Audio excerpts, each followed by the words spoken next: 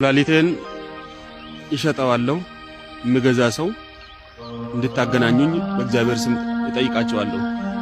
ሰላም እግዚአብሔር ይብዛላችሁ። በሀገር ውጭም በሀገር ውስጥ የምትገኙ ክርስቲያናውያን እኔ የምገኘው መቱ ፈለገ ሕይወት ቅድስት ኪዳነ ምሕረት አንድነት ገዳም ውስጥ ነው።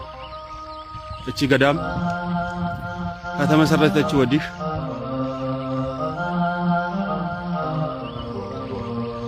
ብዙ ነገሮችን ብሰራም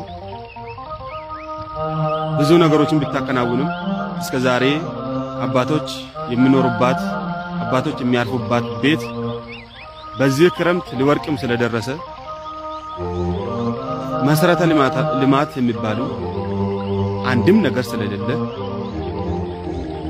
እኔ በራሴ ላይ ወስኛለሁ። ውሸት ነው ካላችሁ ስልኬ ባዮ ላይ ያለ አናግሩ፣ ምገዛውን ሰው አገናኙ። ከዚህ በኋላ ለምንም ለየትኛው የምለፋበት ጉዳይ የለኝም። አንድ ነገር የለም። ታዋቂ አርቲስት ታዋቂ ቲክቶከር ግዴታ ማወቅ አለብኝ እንዴ?